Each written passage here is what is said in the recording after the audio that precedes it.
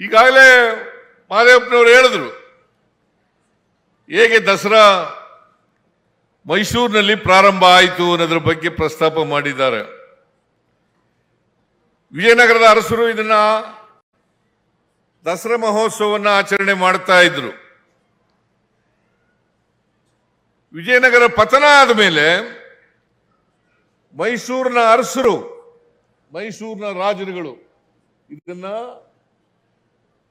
ದಸರಾ ಮಹೋತ್ಸವನ್ನ ಆಚರಣೆ ಮಾಡಲಿಕ್ಕೆ ಪ್ರಾರಂಭ ಮಾಡಿದ್ರು. ಅಂದು 1610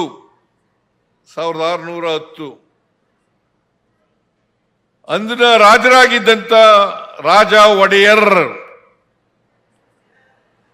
ಅವರು ಶ್ರೀರಂಗಪಟ್ಟಣದಲ್ಲಿ ಪ್ರಾರಂಭ ಮಾಡಿದ್ರು.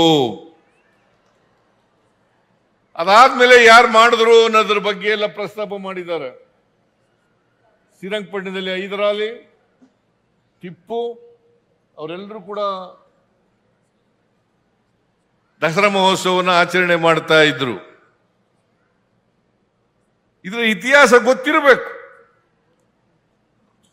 ಬಾಬಾ ಸಾಹೇಬ್ ಅಂಬೇಡ್ಕರ್ ಅವರು ಹೇಳ್ತಾ ಇದ್ರು, ಯಾರಿಗೆ ಇತಿಹಾಸ ಗೊತ್ತಿರಲ್ಲ ಅವ್ರು ಯಾರು ಕೂಡ ಭವಿಷ್ಯವನ್ನು ನಿರ್ಮಾಣ ಮಾಡಲಿಕ್ಕೆ ಸಾಧ್ಯ ಇಲ್ಲ. ಪ್ರತಿಯೊಬ್ಬರು ಕೂಡ ಇತಿಹಾಸ ತಿಳ್ಕೋಬೇಕು. ಅದಕ್ಕೋಸ್ಕರನೇ ಸಂವಿಧಾನ ತಿಳ್ಕೊಳ್ಳಿ ಅಂತಕ್ಕಂಥ ಕಾರಣದಿಂದ ನಾನು ಮತ್ತು ಎಸ್ ಸಿ ಮಹದೇವಪ್ಪ ಮಾತಾಡ್ಕೊಂಡು ಶಾಲಾ ಕಾಲೇಜುಗಳಲ್ಲೂ ಕೂಡ ಸಂವಿಧಾನದ ಪೀಠಿಕೆಯನ್ನ ಓದಬೇಕು. ಈಗ ನಿಮ್ಮ ಹಕ್ಕುಗಳು ಗೊತ್ತಾಗಬೇಕಲ್ಲ, ಹಕ್ಕುಗಳು ಗೊತ್ತಿದ್ರೆ ತಾನೇ ಅವನ್ನ ರಕ್ಷಣೆ ಮಾಡ್ಕೊಳ್ಳಿಕ್ಕೆ ಸಾಧ್ಯ ಆಗ್ತಕ್ಕಂಥದ್ದು. ನಿಮ್ಮ ಹಕ್ಕುಗಳು ಗೊತ್ತಾಗಬೇಕು, ನಿಮ್ಮ ಜವಾಬ್ದಾರಿಗಳು ಕೂಡ ಗೊತ್ತಾಗಬೇಕು. ಹಕ್ಕುಗಳು ಜವಾಬ್ದಾರಿಗಳು ಜೊತೆನಲ್ಲೇ ಹೋಗೋದು ಯಾವಾಗಲೂ ಕೂಡ. ಬರೀ ಹಕ್ಕುಗಳಿರಲ್ಲ, ಜವಾಬ್ದಾರಿಗಳು ಕೂಡ ಇರ್ತವೆ.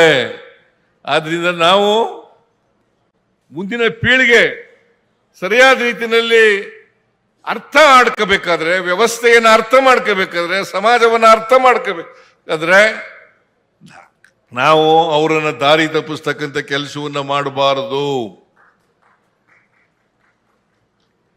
ಇತಿಹಾಸವನ್ನ ತಿರುಚಿ